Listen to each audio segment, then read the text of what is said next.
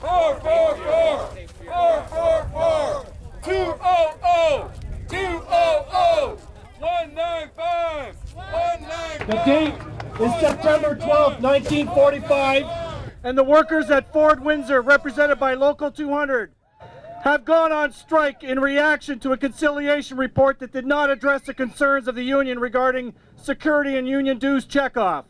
The strike would last for 99 days and is now known as the famous Ford blockade.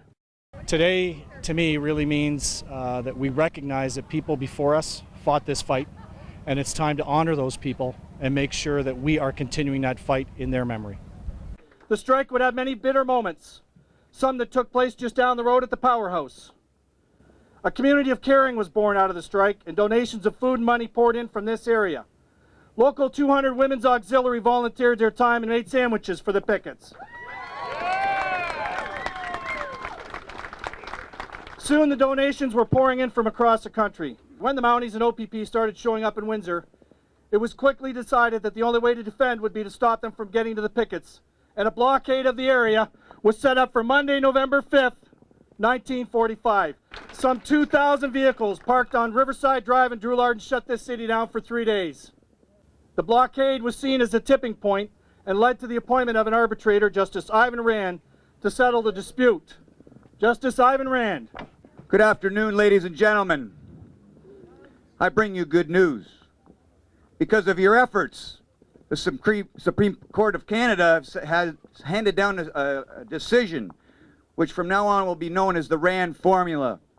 And what that is a workplace situation where the payment of trade union dues is mandatory regardless of the worker's union status. This is dated January 29th, 1946. Congratulations.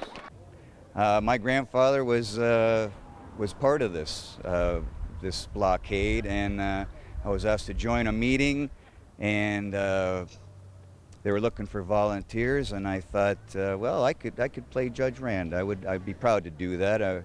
He's a hero in our eyes, and I'm very, very proud to play his part. Well, we're dressed as a pretty familiar character in the workplace, Rosie the Riveter, and we have a few of our members that are dressed up this way today and taking part in the May Day celebration. I'm going to be in a play, and I'm going to hold up a sign, and then a whole bunch of people are going to be watching. Come on up, everybody. Come on up. At this site, we're going to be talking about the Auto Pact and free trade and how that affected the Auto Pact. As a result of free trade agreements, Canada has fallen from the 4 largest auto-producing nations in the world in 1999 to 10th place in 2013. Our history shows that laws can be created to help the economy for its citizens and business. These laws can be easily taken away by irresponsible governments. So let us learn from our history and demand an auto policy like the Auto Pact. Today I am playing Charlie Brooks. He is basically the founder of Local 444, UAW, and now of course CAW. And he was a prominent person in Windsor, as well as the labor movement, and brought into some fantastic things for this city that really helped nurture and develop this city. And we're very proud that he was part of our Local 444. This is one of the many reasons while workers must be involved in politics to make change that is good for all Canadians. I've been out to these May Day parades in the past, but it's never been this big. Everybody's saying they're having a great time, so I really feel like this May Day has really been a success.